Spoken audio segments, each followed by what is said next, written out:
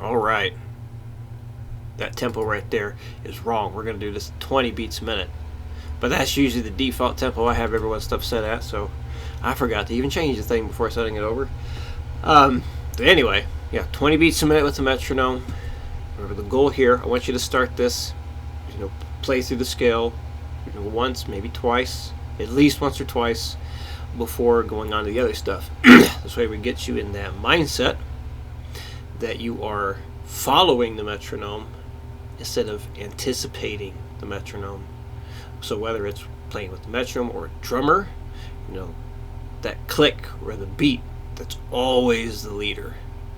So the way I look at it, because I have to keep clearing my throat today for some reason. So the metronome or the drummer, that's your leader. Your foot follows the leader. So we're getting in that habit of just the foot just getting very, very comfortable. Tap, tap, tap, tap. And I've gotten to the point I can tap either foot. I can go back and forth and be like right, left, left. But if my left foot's up on the footstool, it's a little bit harder to do. Anyway, so yeah, we're just building in like a really strong internal metronome of your own that helps you follow these things. So metronome first, foot second, hands third. So getting you laid back, what we're working on here. So we got your metronome set to the 20 beats a minute, and you want to literally wait until you hear that click before you pick. But you want to pick immediately after it. You don't want to take your time to pick it afterwards. As soon as you hit it, you want bam, go right through it. And I don't know if you have a visual cue on the metronome setup. If you do, definitely turn that off. So mine, there's no visual cue. It's just that. And that's what I want you to do as well. Because if we rely on the eyeballs too much, I feel that takes away from learning to use our ears to better ourselves. Okay, so here we go. I'm just going to start going here instead of counting off 4. Just so you can hear and see what we're going for. Here we go.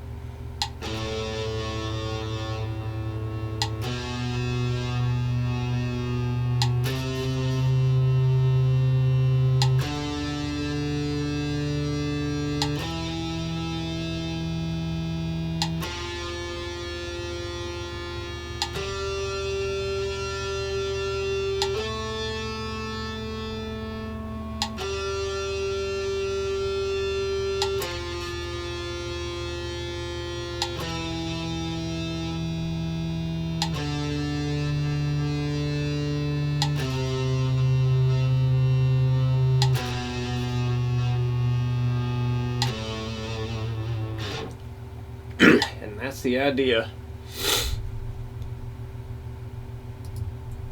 Right, on to strumming. Okay, so if you need to simplify things.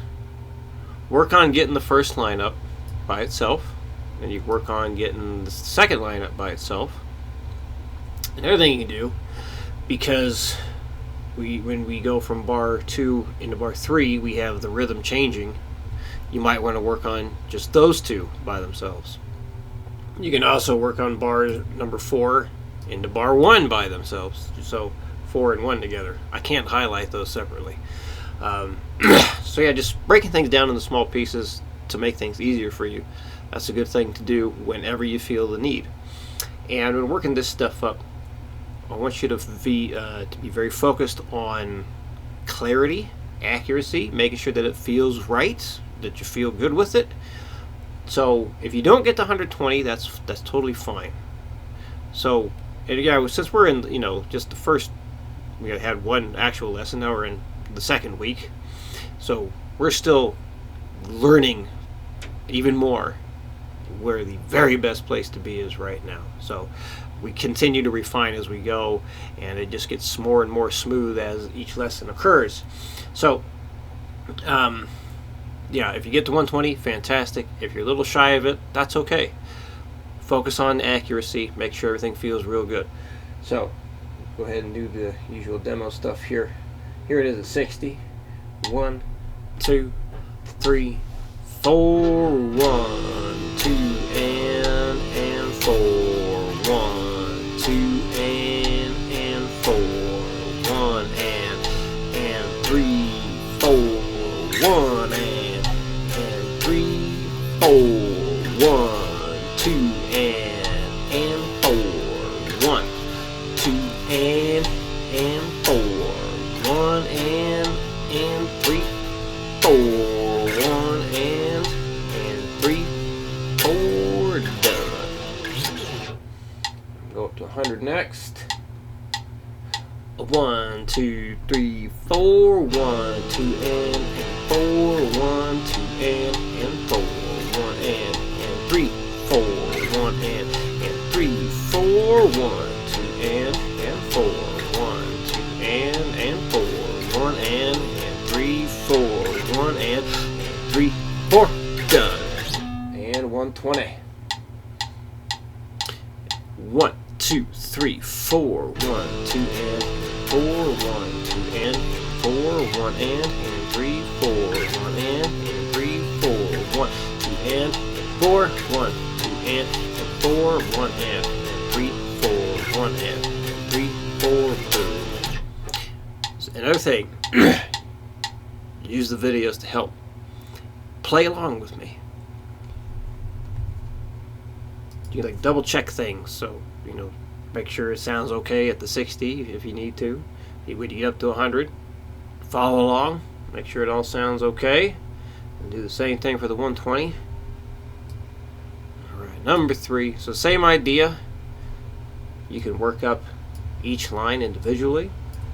You can work up transitioning from bar 2 to 3, and you can work on going from bar 4 back into bar 1. And here we go at 60. 1, 2, 3, 4. 1, 2, 3, and 1, 2, 3, and 2, 3, 4, and 2, 3, 4, and 1, 2, 3, and 1, 2, 3, and 2, 3, 4, and 2, 3, 4, and done.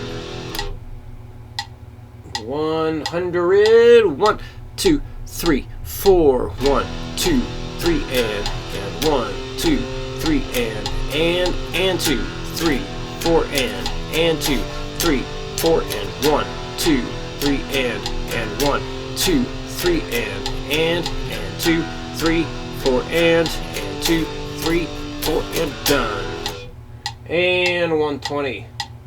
1, 2, 3, 4. 1, 2, 3, and 1, 2, 3, and 2, 3, 4, and 2, 3, 4, and 1, 2, 3, and 1, 2, 3, and 2, 3, 4, and 2, 3, 4, and done. You can also just count along with me and just keep doing that until you feel like that rhythm is just solid. So definitely nothing wrong with doing that. Just practicing the counting all on its own. Very helpful. So I think that wraps it all up. Oh yeah, we did talk a little bit about like finger placement. So yeah, it's like basically when I'm doing scale stuff, my fingers are like at a 45-degree angle. So like when I'm holding the A string here, my index finger is laying gently on those other strings, so the D, G, B, and E, and it's also barely up underneath that E string. So this way, when I'm strumming like crazy, you only hear the one note that you want to hear. So we'll definitely get into more of that once we get into single note, eighth note picking patterns. But yeah, one thing at a time. We'll definitely get it all done. All right. If you have any questions, please let me know. And I'll see you again Thursday.